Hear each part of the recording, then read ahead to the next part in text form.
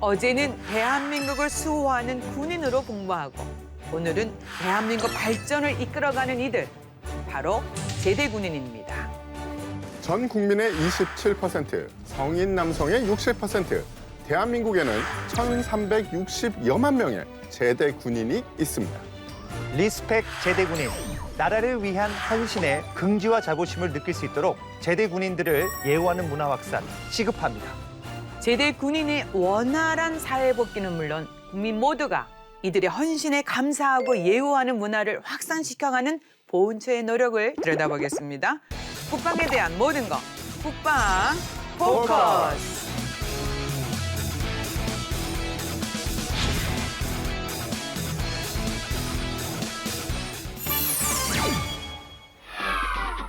제대군인 정책과 관련해서 함께 얘기 나눌 분들 모셨습니다. 반갑습니다. 반갑습니다. 직접 소개 부탁드리겠습니다. 네, 안녕하십니까. 국가보훈처 정인재 제대군인국장입니다. 뵙게 돼서 반갑습니다. 안녕하십니까. 육군 전역 장병 지원처장 구용희 이사관입니다.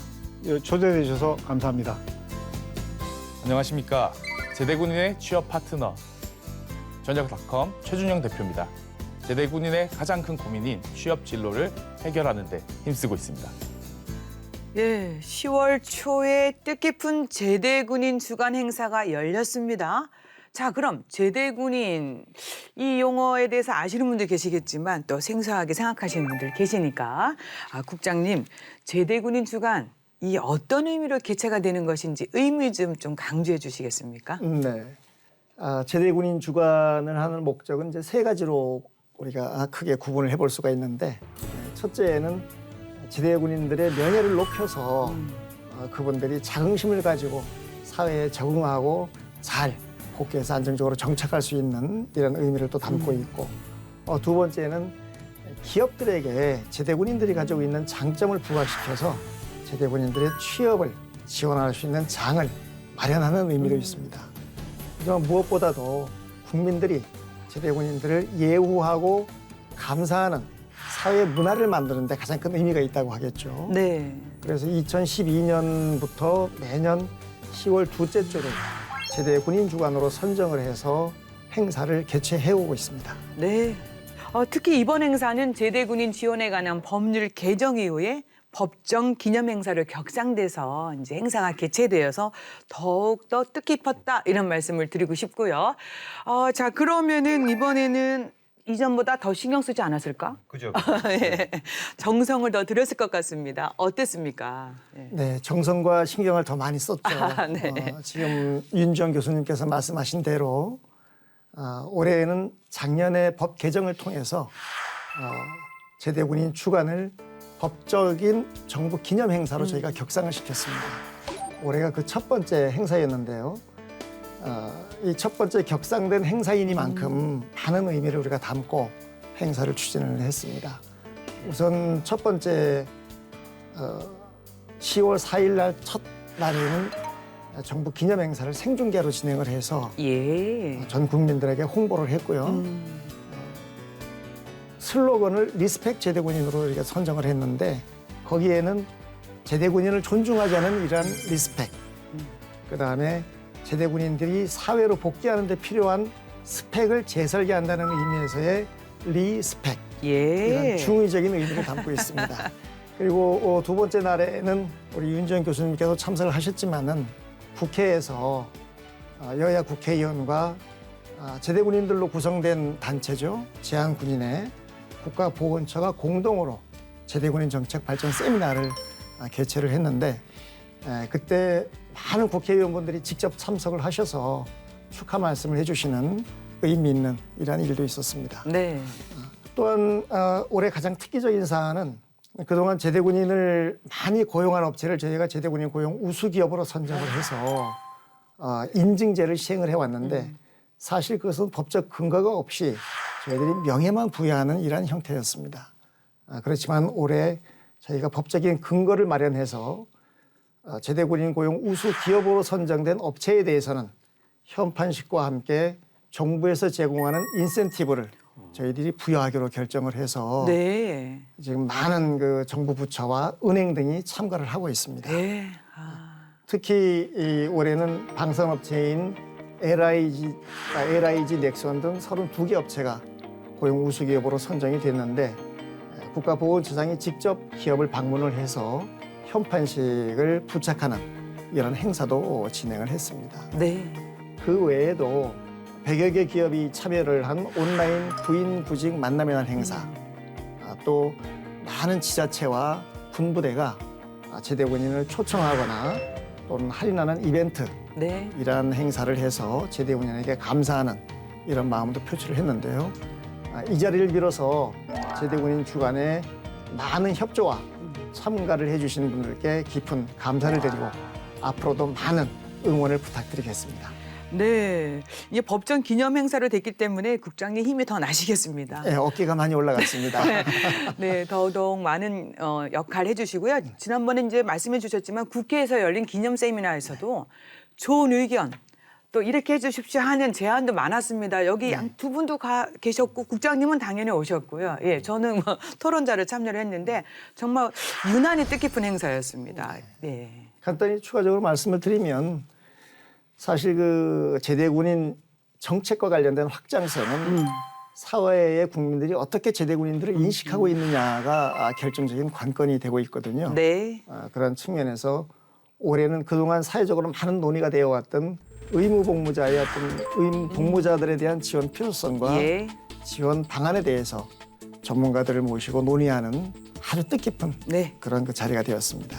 네, 그리고 처장님 그동안 육군은 전역장병 지원처에서 전직 지원 사업을 추진해 왔지 않았습니까? 예, 정말 전문가이십니다.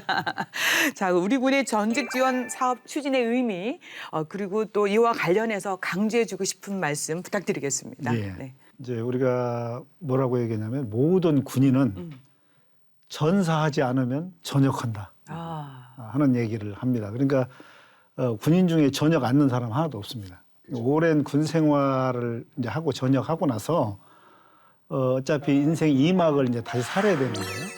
그러다 보면 이 준비가 군 생활로 인해서 미비하고 준비가 안 된 경우가 많이 있습니다. 그래서 그런 것들을 국가를 위해서 헌신하고 봉사한 이 군인들을 우리가 예우하고 그 사람들 인생 2막을 살아갈 수 있도록 국가적으로부터 지원해주고 하는 것은 국가를 위해서 헌신하는 사람들에 대한 최소한의 예의고 네. 기본이다 하는 생각을 가지고 지원 사업을 하고 있습니다. 네. 이번에 그 제대군인 주간을 맞이해서 정말 의미 있는 행사가 많이 열린 걸로 알고 있는데 이 군장병들의 관심이 좀 뜨겁지 않나 하는 생각이 드는데 처장님 어떻습니까? 예, 아까 이제 국장님께서도 말씀하셨는데 올해가 이제 제대군인 주간이 처음으로 법제화돼서 시행된 그런 첫 해답게 예년보다 우리 육군 전체적으로도 굉장히 호응이 뜨거웠던 것 같습니다. 그래서 국회에서 아까 그 우리 윤 교수님 말씀하신 대로 뭐 이 정책 토론회도 아주 열띠게 했고 저희들 육군에서는 전방에서 주로 부대별로 옛날에 전역한 선배들을 모시고 하는 홈커밍데이 행사를 함으로써 전역 장병들에 대한 그 의미를 되새기고 아울러서 제대군인 주간의 의미를 새롭게 생기는 그런 아주 뜻깊은 계기가 되었다고 생각을 합니다. 네. 제대군인 주간에 직접 참여를 하셨죠. 네. 제대군인 주간 법정 기념 행사로 치러진 것에 대해서 네네. 이 주변의 반응이 어땠나요? 네, 가장 큰 반응들은 사실 주변에서 SNS로 이렇게 홍보를 한 내용들을 직접 캡처를 해서 저한테 보내주고 이것이 어떤 행사냐라고 묻는 것이 가장 큰 변화가 아니었나 생각합니다. 제대군인 주간 행사에서는 사실은 뭐 가두 홍보도 하고 그다음에 온라인을 통해서 다양한 홍보들을 진행했었는데 그것이 이제 점차 확산돼서 우리 귀에까지 들리고 또 국민들의 마음들도 조금씩 인식을 바꿔가는 그런 과정에 있지 않나 이런 생각을 하고 있습니다. 사회적 공감대 형성이 정말 중요한데 제대군인 지원 정책 효과적으로 추진하기 위해서는 무엇보다도 현안 파악이 매우 중요할 겁니다. 그래서 이제 중장기 복무 또는 의무 복무 이후에 전역을 앞둔 경우를 보면은 연령별 또 계급별 이게 주어진 여건이 다르다는 겁니다. 그래서 제각기 다른 이런 것이 서로 어떻게 또 통합할 수 있을지 아이디어 있으면 조금 더 대표님 주시면 어떨까 싶은데요. 네, 그 제대 군인들을 크게 세 가지 부류로 좀 나눠 본다면 단기 복무, 중기 복무, 장기 복무 이렇게 나눌 수 있습니다. 단기 복무자들 같은 경우에는 의무 복무를 수행하고 전역한 분들을 말씀드릴 수 있는데 이들이 결국은 가장 큰 고민이라고 한다면 학업 그리고 취업, 진로 이렇게 크게 구분할 수 있다라고 볼 수 있겠습니다.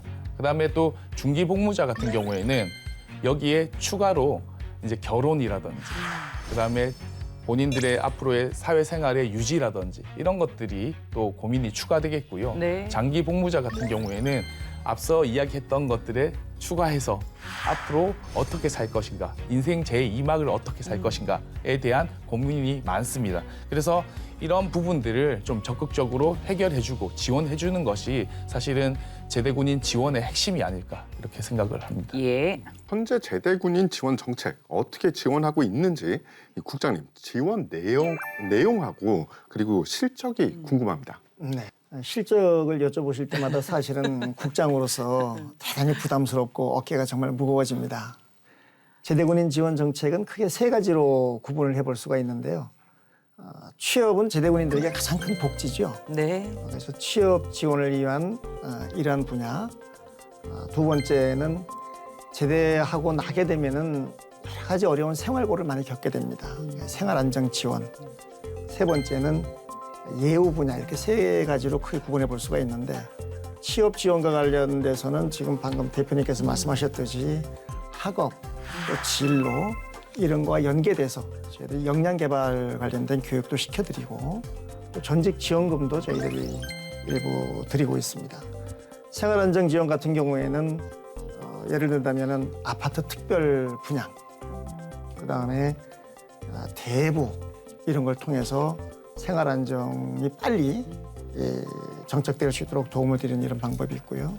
예우는 그야말로 우리 국민적 관심사이긴 한데 현재로서 많이 부족하지만 10년 이상 근무하신 분들은 국립묘지에 저희들이 안장을 해드리는 이러한 정책들을 가지고 있습니다. 네. 실적으로 본다면은 매년 저희가 한 7천여 명 정도 제대군인 분들을 취업을 시켜드리고 있고 올해는 9월까지 한 5,500여 분에 대해서 취업 지원을 해드렸습니다. 예. 각자 여건이 제각각인 만큼 이 지원도 맞춤형으로 오. 잘해야 되지 않을까 생각이 드는데 이 전역을 이제 앞둔 장병들이 가장 필요한 거 아니겠습니까, 처장님? 예, 그렇습니다. 그래서 이제 저희는 2019년까지는 청년 장병 일자리 이 지원이 나오기 전까지 그때는 중기 복무자 및 장기 복무자 위주로 이렇게 지원을 했습니다. 근데 이제 19년 이후에 청년 실업의 그 대책으로 병사들까지 의무 복무하는 병사들까지 확대해서 지원 및 그 맞춤형으로 이거 지원하는 문제가 있어서 저희 육군에서도 신분별 계층별로 거기 맞춤형으로 지원하기 위해서 지금 적극적으로 그 정책을 추진하고 있습니다. 예. 그동안 이렇게 우리 군과 더불어 보훈처가 제대군인 지원 정책을 적극적으로 추진해 왔습니다. 특히 이제 올해 저희가 얘기 나누고 있듯이 이게 이제 법정 행사로 이제 업그레이드가 되면서 내용도 많이 변화되고, 그러니까 전반적으로 이제 한층 업그레이드 됐다라는 표현을 쓰고 싶은데, 그런데 이렇게만 끝나면 안 되지 않겠습니까? 뭘 어떻게 업그레이드 했는지 국장님 좀 부연 설명해 주시겠습니까? 근본 제대군인 주간 세미나에서도 논의가 됐지만 제대군인들에게 물질적인 지원도 상당히 중요한 부분이에요. 그렇지만 그에 앞서서 국민들이 제대군인들을 존중하고 예우하는 이러한 문화가 앞서야 이런 물질적인 보상 문제도 뒤따를 수가 있는 거거든요. 네. 그래서 이번 제대군인 주간을 통해서 제대군인 지원 정책을 업그레이드하기 위해서는 국민적인 합의 또 정책의 수용성 이런 것들을 확대하는 데 저희가 중점을 두었습니다. 그런 부분에서 많은 업그레이드가 됐을 거로 국장은 생각을 하고 있습니다. 예. 네.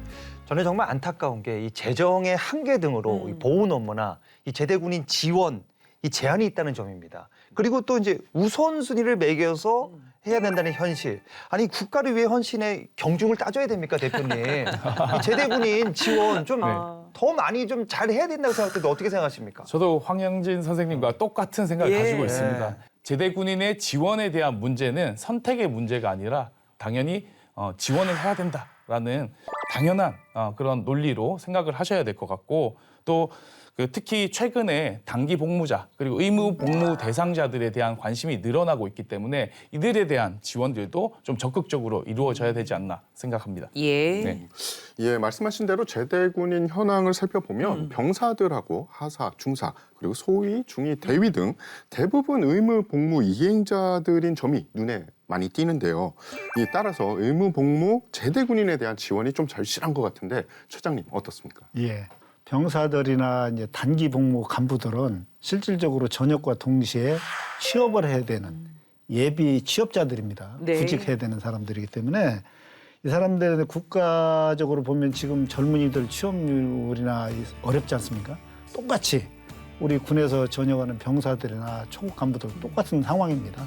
그래서 우리 육군에서는 군 복무관에는 미래에 대한 설계와 그다음에 사회 정착 준비 분야에 중점을 두고 지원을 해서 이들이 이제 앞으로 사회 나갈 때 그 창업이나 취업 역량을 미리 길러줘서 그들이 군대 생활이 사회에 보탬이 되는 그런 방향으로 컨셉을 잡고 지원해주고 있습니다. 네.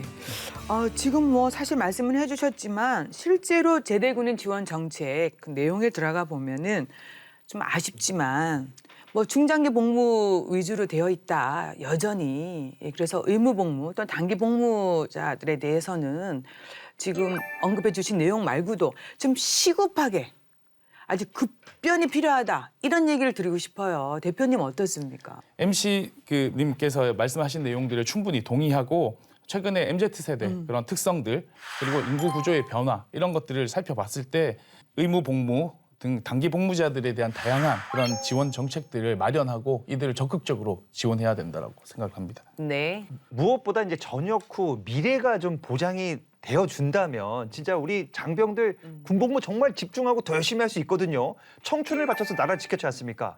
우리 저 국장님 실질적인 좀 뭐 없습니까? 실질적인 거. 네. 사실 현재 제대군인들 삶의 모습은 현역 장병들의 미래 생활 모습 아니겠습니까? 네. 미래가 확실히 보장된다는 이런 모습을 봐야 현역 장병들도 본연의 임무에 충실할 수 있는 이런 마음가짐이 될 겁니다. 현재 매년 연간 7천여 명 정도 5년 이상 근무하시는 분들이 전역을 하시는데 국가보훈처에서는 이분들에게 연령대별로 필요한 부분들을 파악을 해서 맞춤식으로 지원하기 위해서 노력을 하고 있습니다. 그중에서도 가장 절실한 분들이 장기 근무를 했음에도 불구하고 연금을 받지 못하시는 한 1,000여 분 정도 매년 전역을 하시는데 이분들은 생애 주기에 있어서 가장 많은 경제적인 이러한 그 수요가 필요한 때이기도 합니다. 네. 그래서 다양한 정책을 만들고 있지만 아직까지 부족한 건 사실이고 그래서 이분들에게 제공하는 전직 지원금을 작년에는 중기 복무자에는 25만 원, 장기 복무자는 50만 원을 지원을 했지만 올해부터는 중기 복무자에 대해서는 100% 인상을 해서 50만 원. 네. 또 장기 복무자 대상으로는 70만 원을 저희가 지급을 하고 있습니다. 예. 대통령님께서 취임하시면서 제복 입은 근무자들을 존중하는 사회를 만들겠다는 말씀이 있었고 그에 따라서 저희가 2025년까지 구직급여, 일반 사회에서 받는 구직급여의 50% 수준까지 약 99만 원까지 네. 중기, 장기 구분 없이 지원해드리기 위해서 노력을 또 하고 있습니다. 네. 또 이 이외에도 각 지자체와 협의를 해서 공공기관에서 운영하는 주차장과 체육시설 이런 것들을 제대군인들이 활용할 때에는 저렴하고 할인받으면서 마음껏 활용할 수 있는 이러한 법도 저희들이 개정을 해서 현재 국회에 계류되어 있습니다. 그냥 무료로 해드리면 안 될까요? 네, 저희들 바람이죠. 예. 노력하겠습니다. 네. 이 제대군인 지원 정책 조금 더 들여다보도록 하겠습니다. 알아두면 똑똑해지는 신기한 국방 지식, 그것이 알고 싶은 지식 포커스. 안녕하십니까. 다이어트 지식 포커스. 오늘의 포커스는 대한민국을 지킨 그대. 이제 대한민국이 그대를 지킵니다. 동서고금을 막론하고 역사적으로 번성했던 강대국들의 공통점 중 하나, 바로 나라를 지키고 국민을 위해 헌신한 군인들을 존중하고 예우하는 정신문화가 형성돼 있다는 건데요.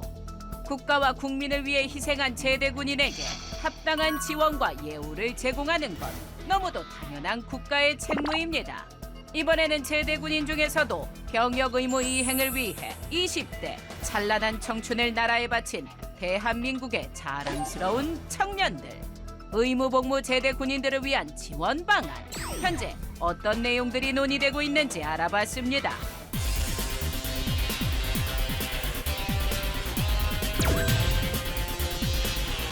대한민국 헌법 제39조 제1항 모든 국민은 법률이 정하는 바에 의하여 국방의 의무를 진다. 병역법 제3조 제1항 대한민국 국민인 남성은 대한민국 헌법과 이 법에서 정하는 바에 따라 병역 의무를 성실히 수행하여야 한다. 대한민국은 정부 수립 당시부터 대비 태세의 필요성 등을 이유로 헌법과 법률에 따라 남성에게 병역 의무를 부여했습니다. 흔히들 인생의 황금기로 비유하는 20대. 꿈과 학업, 취업의 기회를 뒤로한 채 헌법과 법률에 따라 육군 기준 18개월 동안 군인의 신분으로 병역 의무를 이행하는 대한민국 청년들. 하지만 현행 제대군인법은 5년 이상 복무하고 전역한 중장기 복무 제대군인 위주로 지원 사업이 규정돼 있습니다. 그렇기 때문에 5년 미만 단기 의무 복무자에 대한 지원 제도는 매우 제한적인데요. 일반 병사의 경우 전역 후 군 교육 관련 과정을 학점으로 인정받을 수 있습니다. 또한 병역법에 따라 군 의무 복무자를 위해 전역 후 채용 시험 응시 상한 연령을 1년에서 3년까지 연장, 호봉 반영, 임금 결정 시 군 복무 기간을 경력으로 인정, 학자금 대출이자 유예 등의 지원을 받을 수 있는데요. 다만 민간 기업에 취업할 경우 군 복무 기간의 호봉 반영이나 경력 인정 등이 완전하게 반영되기 어려운 게 현실입니다. 이에 국가보훈처에서는 작년 12월 병역 의무 이행을 위해 헌신한 청년들에 대한 실질적 지원 기반을 마련하고자 제대군인 지원에 관한 법률 개정을 추진했는데요. 그 내용을 살펴보면 병역법, 군인사법 또는 대체역의 편입 및 복무 등에 관한 법률에 따라 5년 미만의 기간을 현역, 보충역 또는 대체역으로 복무하고 전역한 사람을 의무복무 제대군인으로 정의했습니다. 또한 전역 후 3년이 지나지 않은 의무복무 제대군인 중에서 병상이자 등 국가보훈처장이 고용노동부 장관과 협의하여 지원이 필요하다고 인정한 사람 등에 대해서는 취업과 창업 지원을 할 수 있도록 법적 지원 근거를 마련하고자 하는데요.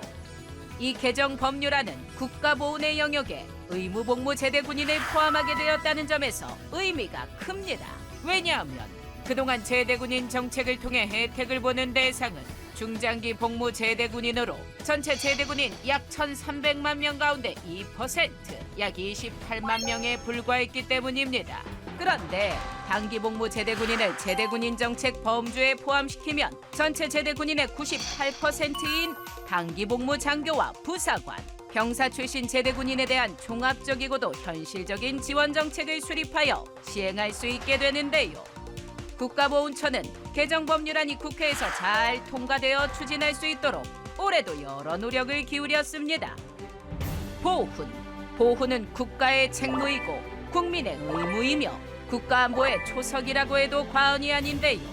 국가안보에 헌신한 청년 의무 복무자에게 사회적 존중과 예우를 실현하는 대한민국, 청년들에게 병역 이행이 자랑스러울 수 있는 대한민국이 되도록 국방부와 국가보훈처, 다양한 관계부처, 그리고 모든 국민이 한마음 한뜻으로 진정한 보훈 문화를 만들어가는 것이 오늘날 대한민국을 살아가고 있는 우리 모두의 임무임을 잊지 말아야 할 것입니다.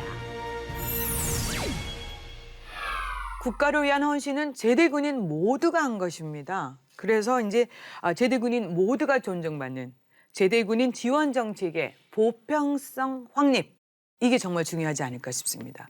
자, 그럼 실제 전역 장병들을 직접 만나시는 입장에서는 이런 표현이 어떻게 잘 적용될 수 있을까 뭐 고민도 많이 하셨을 것 같은데요. 처장님 어떻습니까? 예, 우리 이제 병사들은 1년 6개월 근무를 하고 그다음에 이제 장기 복무자들은 20년 이상 한 사람들도 있고 그런데 이 자원들은 단기 복무든 장기든 전체적으로 국가를 위해서 헌신한 중요한 자원들입니다. 네. 이런 부분에 대해서 국민 모두가 이들의 헌신을 존중하고 국가가 적극적으로 또 꾸준하게 지원해 주셔야 된다고 생각을 합니다. 네. 19년 6개월 이하의 연금을 못 받는 젊을 때 이게 전역하는 사람들이 많습니다. 네. 이들은 연금을 받는 사람은 그나마 이제 연금이 기본적으로 해결이 되니까 나머지를 하는 게 그렇게 부담스럽지 않은데 그 연금을 안 받는 사람들은 전역하게 되면 생애 주기상 돈이 가장 많이 들어갈 시기입니다. 자녀들 교육부터. 그 인원들을 우리가 각별하게 그 신경을 써야 되는 네. 그런 절박한 상황입니다. 국가와 국민을 위해서 이 복무하는 것이 어떻게 보면 그저 의무다라고 생각하는 이런 분위기가 많아요. 너무 당연한 것으로 여기는데 이런 분위기 좀 쇄신을 해야 될 것 같은 필요성을 느끼는데 대표님 어떻게 생각을 하십니까? 사실 가장 큰 보호는 적극적으로 예산을 마련해서 제대 군인들을 지원해주는 그런 정책들도 굉장히 중요한 부분이라고 생각합니다. 하지만 또 한편으로 정말 고생하고 희생했던 그런 분들을 위해서 마음을 담아서 공감해주고 그 노고를 이제 인정해주는 그런 사회적 분위기가 굉장히 중요하다고 생각하는데요. 지금 우리 대한민국 같은 경우에는 이런 분위기를 만들어가고 있는 그런 상황이라고 생각하고 이 제대 군인 주간이라는 것이 그런 분위기를 바꾸는데 큰 노력들을 하고 있고 시작점이라고 볼 수 있겠죠. 예. 그래서 앞으로 더 다양한 사회적 이런 참여를 이끌어내서 제대 군인이 정말 존중받고 인정받을 수 있는 그런 문화 정착이 시급하다고 생각합니다. 네. 제대군인 지원 정책의 보편성 확립이 이거와 동시에 되기 위해서는 바로 존중과 예우받는 이런 사회적 공감대 필요한데 지금 대표님 너무 말씀 잘해 주셨는데 국장님 저는 국장님의 말씀도 또 필요하다 생각합니다. 네. 대표님께서 지금 말씀하셨지만 물질적인 지원은 한계가 있을 수밖에 없고요. 그런 의미에서 우리 국민들이 정말 국가를 위해서 희생하고 헌신한 분들에 대해서 존중하는 마음을 가져야 되는데 예를 든다면은 대표적으로 미국 같은 경우죠. 우리가 프로 축구나 또는 프로 야구 또 미식축구 같은 경우를 할 때 보면은 개막식에는 꼭 제대군인 분들을 일으켜 세워서 그분들의 희생과 공헌을 알리고 국민들이 처음으로 박수를 보내는 네. 이러한 문화. 또 군인들이 군복을 입고 공항에 나타나게 되면은 좋은 자리를 양보하는 문화. 군인들이 지나가게 되면은 Thank you for your service 하면서 박수를 쳐주는 문화. 사실 이런 것들이 현역 장병뿐만 아니고 제대군인들에게 자긍심을 심어주고 명예롭게 해주는 이런 그 표현들이거든요. 네. 그래서 물질적인 지원도 함께 가야 하지만은 이러한 문화가 좀 성숙될 수 있도록 제대군인을 예우하는 사회 분위기 조성 이것이 반드시 필요하다고 생각을 합니다.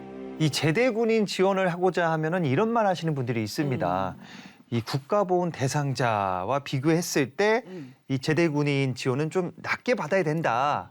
물론 이 국가보훈 대상자분들 예우해 드려야죠. 근데 그 기준을 제대군인 지원은 좀 낮아야 된다. 이건 좀 아니지 않나 생각하는데 대표님 어떻게 생각하십니까?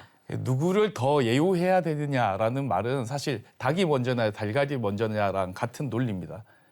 보훈 대상자를 봤을 때 국가 보훈 대상자의 대부분은 또 제대 군인으로 구성이 돼 있고 그러다 보니까 제대 군인과 어떻게 보면 큰 범위에서 국가 보훈 대상자는 누가 먼저냐 할 것 없이 둘 다 지원을 받아야 된다라고 보는 것이 좋습니다. 그리고 그들의 그런 지원들이 적극적으로 이루어졌을 때 사실 또 그들의 문화가 변화되고 또 결국은 그 제대 군인의 지원이 적극적으로 이루어졌을 때 또 예산으로 해결되지 않는 여러 가지 문제들이 자연스럽게 해결되지 않을까라고 생각을 합니다. 네. 자, 그러면은 해외는 어떤지, 주요 군사 선진국들은 제대군인 지원 정책을 어떻게 하고 있는지 궁금하지 않습니까, 두 분도? 그죠. 네. 그래서 우리와 다른 점, 특히 눈에 띄는 점이 있다면 좀 강조해 주시겠습니까, 국장님?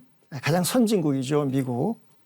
미국은 제대군인들의 95% 이상이 모두 취업을 하고 있습니다. 그 이유는 제대군인들의 능력이 출중해서라기보다는 국가에 희생하고 헌신하는 데 대해서 국가가 끝까지 책임을 진다는 이러한 정책을 펴고 있기 때문에 그것이 가능하다고 보고 있거든요.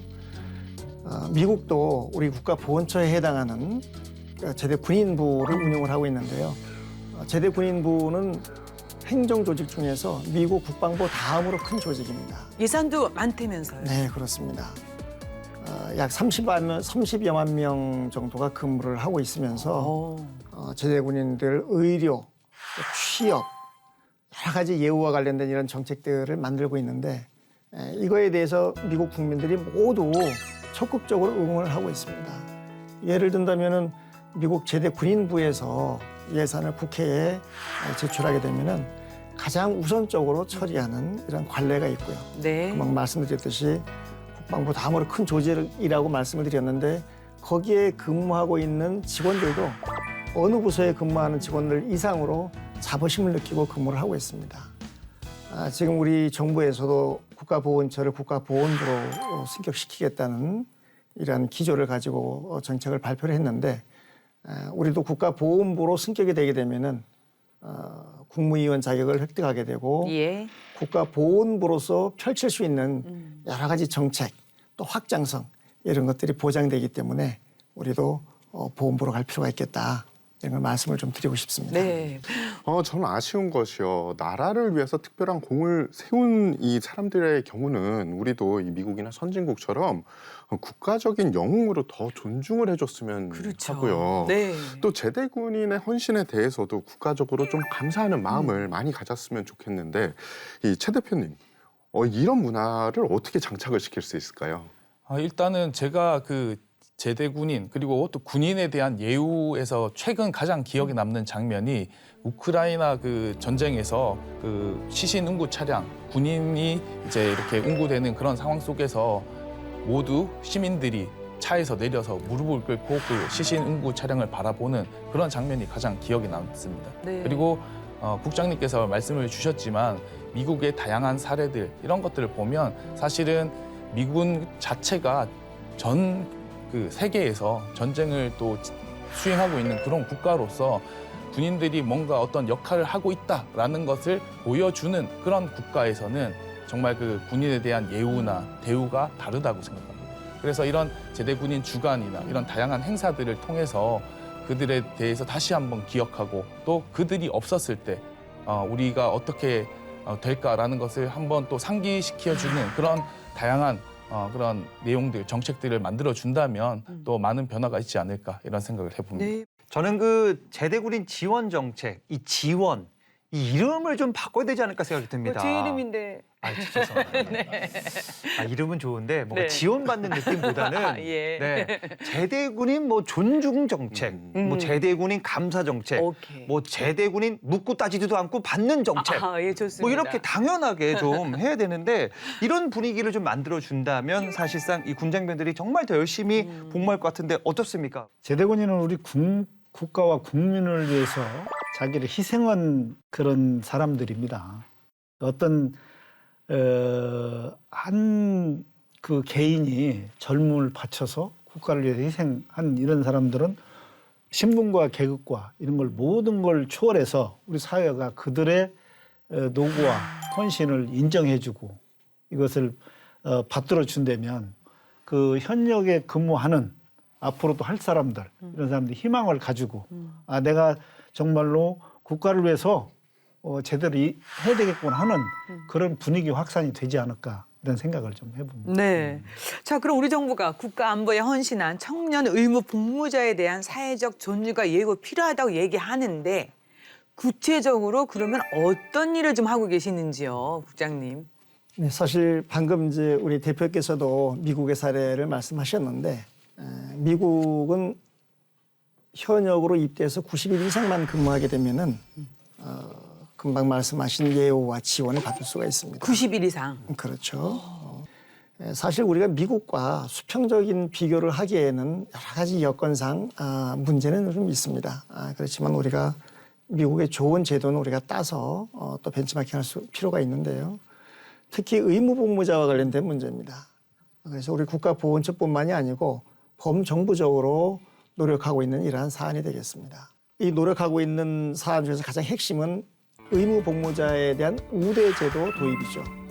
그래서 현재 제대군인 지원에 관한 법률에 보면은 의무 복무자는 법적인 지원 대상에서 현재는 제외되어 있는 상황이죠. 그래서 국가보건처에서는 의무 복무자 정의 규정을 제대군인 지원에 관한 법률에 명시를 하고 예. 그에 따른 지원을 해드리기 위해서 노력을 하고 있습니다. 예. 이제 국회에 상정되어 있는데요. 또 이 외에도 현재는 군 경력을 호봉과 또 임금에 반영하는 데 있어서 국가나 공공기관에서는 실제 해주고 있지만 이것은 권장사항으로 되어 있습니다. 이것을 의무사항으로 하기 위한 내용도 법에 명시를 할 필요가 있고요. 또 나아가서 군 경력을 대학 학점으로 인정해주는 제도 문제. 네. 또 아파트 청약할 때 가점을 부여하는 이러한 문제까지도 저희들이 검토를 해야 하고 차제 이제 국민연금이 가장 또 관건이 아니겠습니까? 그래서 군복무 크레딧제를 확대를 해서 현재 6개월 동안 국민연금 가산을 주고 있는데 이것을 확대하는 이러한 정책도 필요하리라고 생각을 합니다. 청춘을 바쳐서 희생하고 헌신하는 데 대한 이런 보답을 국가가 해줄 필요가 있겠다. 이런 것이 사회적 우대 제도가 아니겠는가 이렇게 생각을 합니다. 네. 예, 말씀하신 대로 국가청년 의무 복무자에 대한 사회적 책임 강화의 필요성이 정말로 절실하다고 느껴지고요. 이 병역 의무 맨날 말로만 신성하다 하는데 그러지 말고 처장님 제대로 된 예우 정말 해줘야 되지 않겠습니까? 맞습니다. 사실은 이제 미국이나 프랑스, 독일 등의 선진국들은 참전 용사들뿐만 아니라 그 의무 복무를 한 전역 장병에 대한 예우를 더 확대해 나가고 적극적으로 지원하고 있습니다.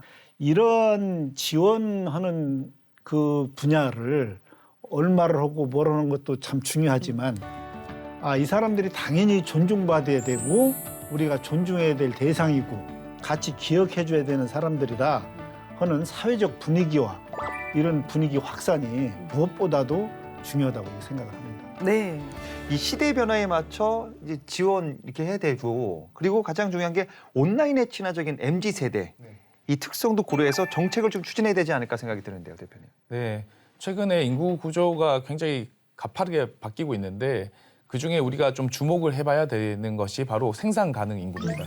그 생산 가능 인구라는 것은 15세부터 64세까지 그러니까 결국은 생산 노동력을 이렇게 제공할 수 있는 그런 연령대를 말하는데요. 이 연령대의 인구가 점차 감소하고 있고 1년에 20만에서 30만 명 정도 감소하고 있습니다. 이런 상황들을 장기적인 관점에서 봤을 때 앞으로 우리 이 제대 군인들의 그런 역할 그리고 또 생산력, 노동력 측면에서의 이런 제대 군인의 역할이 앞으로는 굉장히 달라질 수밖에 없다라는 것을 기억하셔야 되고 이런 변화에 발맞춰서 우리가 제대 군인에 대한 데이터베이스, 그러니까 군에서 어떤 일을 했고 또 이들이 어떤 역할을 사회에서는 수행할 수 있는지 이런 부분들을 미리 좀 데이터로 분석해 놓고 이들을 지원할 때 좀 적극적으로 활용하는 것이 중요하다라고 생각하고요. 그 정책에 반영해 보면 어떨까 이런 생각을 해봅니다. 요즘 강의하면요. 노트에 필기 안 합니다. 지금 말씀해 주신 대로 패드에다 막 적고 막 그러니까 그리고 틀렸나 안 틀렸나 바로 검색합니다. 네, 지금 이런 사회 변화 흐름에 발맞춰서 제대 군인 지원 정책을 어떻게 하고 있는지 그 노력하시는 모습에 대해서 좀 더 강조해 주시면 어떨까요? 예. 네. 요즘은 이제 군에 들어와서 이것을 학업과 연계시키는 즉 복무 중 학점 인증제 또는 현장 채용 설명회, 네. 그다음에 창업 경진대 등을 저희 육군에서도 계속 추진하고 있습니다. 네. 이것뿐이 아니고 앞으로는 아까 이제 플랫폼을 말씀하셨는데 보훈처와 육군과 또는 뭐 육해 공군 다 마찬가지겠지만 이것을 단절된 게 아니고 같이 협업해서 연결시켜서 끝까지 지원하는 그런 플랫폼을 구축할 필요가 있고요. 저희는 지금 이제 병사들이 군에 가면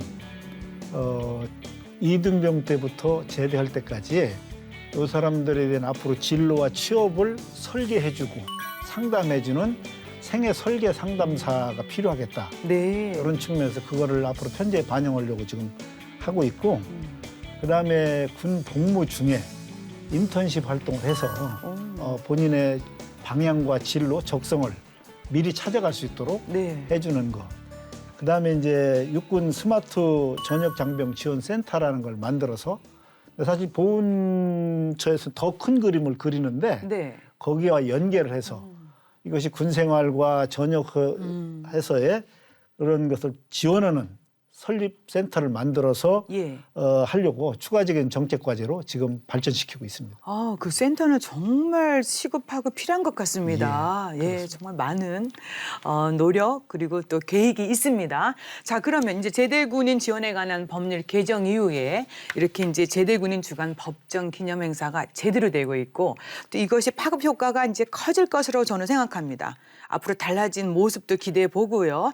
자, 그럼 국장님, 이제 획기적으로 우리가 뭔가 좀 일상 속에서 체감할 수 있는 어떤 뭐 그러한 의무 복무자 지원에 대한 법적 근거 마련에 적극적으로 좀 나서 주셨으면 좋겠는데 이런 부분에 대해서는 지금 아까 설명해 주셨지만 뭐 단기적으로 뭐 중기적으로 장기적으로 이런 거 하고 있다. 조금 더 구체적으로 설명해 주시겠습니까? 네. 방금 교수님께서 말씀하신 의무 복무자와 관련된 법적 근거 문제 좀 체감할 수 있는 거 뭐 없을까요? 말씀을 드리겠습니다.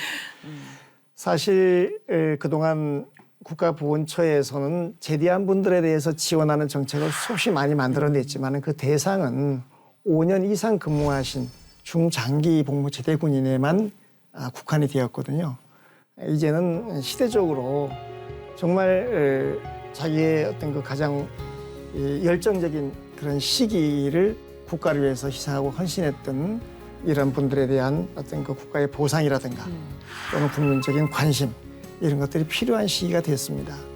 하지만은 아까도 말씀드렸듯이 의무복무 제대 군인들은 현재 법적인 지원 대상에서 배제가 되어 있거든요.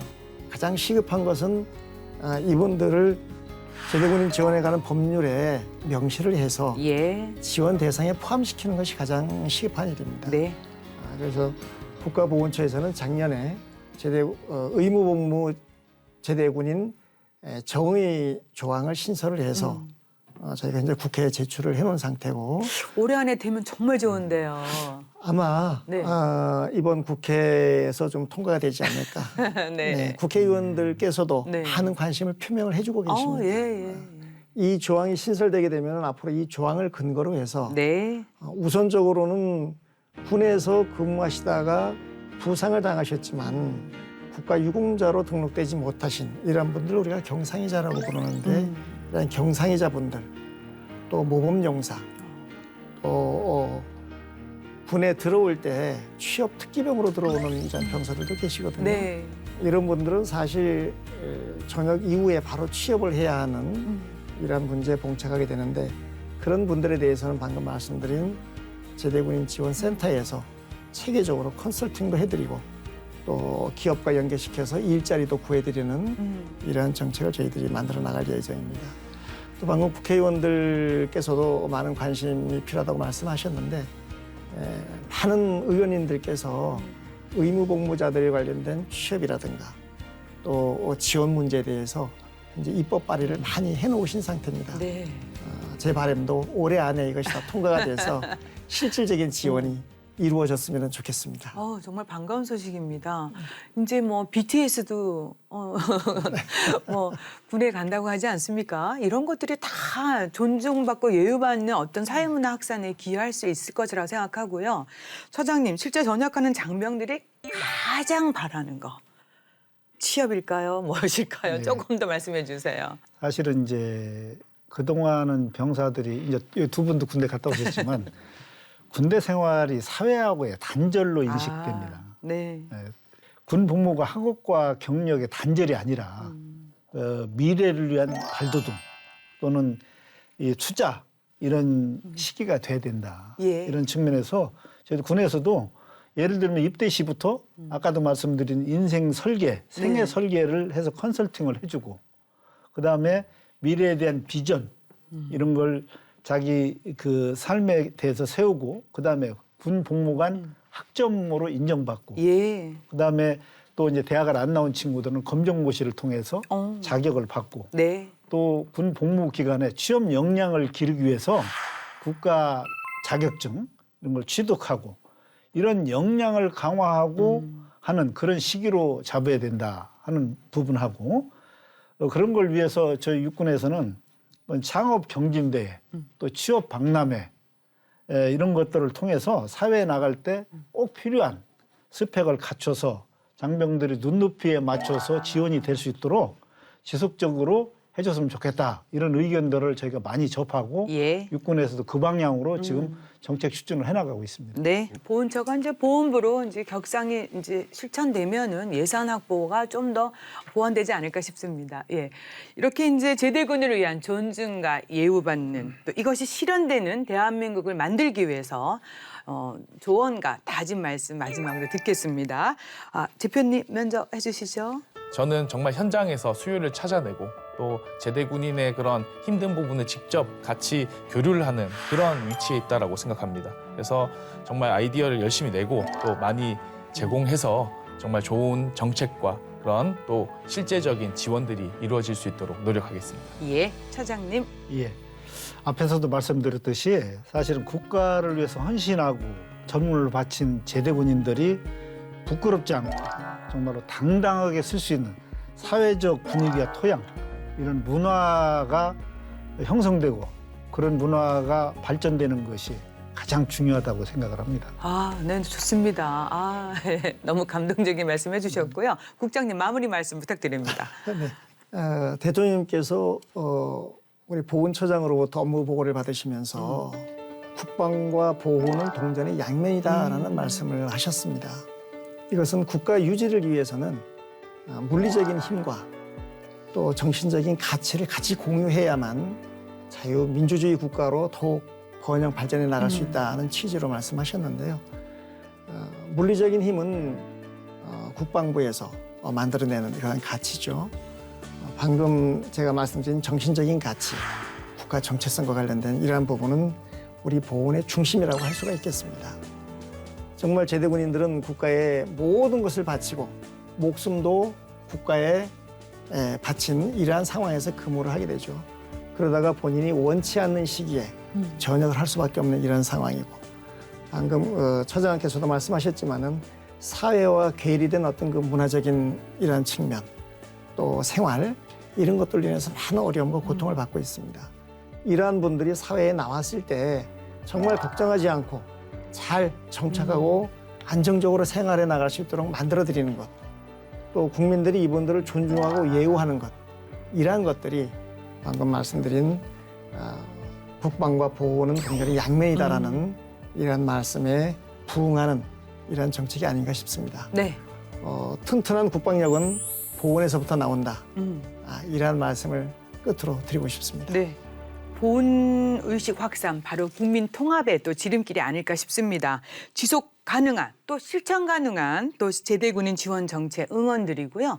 정말 제대군인들이 존중받고 예우받고 또 헌신에 또 우리가 감사해야 될 것 같습니다. 또 그분들이 잘 사회에 적응할 수 있도록 저희도 응원하겠습니다. 도움 말씀 잘 들었습니다. 고맙습니다. 네. 감사합니다. 감사합니다. 우리 장병들이 전역 이후를 걱정하지 않고 국토 방위에 전념하기 위해서 제대군인에 대한 실효성 있는 지원 정책과 사회적 공감대 형성이 필수입니다. 국가 소유의 가치를 인정하고 존중하는 사회 분위기 정착이야말로 현역 군인들과 제대 군인들의 자긍심 고치는 물론이고요. 대한민국을 지켜내고 발전시켜 나갈 수 있는 원동력이 될 것입니다. 국방에 대한 모든 것 국방 포커스 오늘 여기까지입니다. 저희는 다음 시간에 다시 찾아뵙겠습니다. 감사합니다. 감사합니다.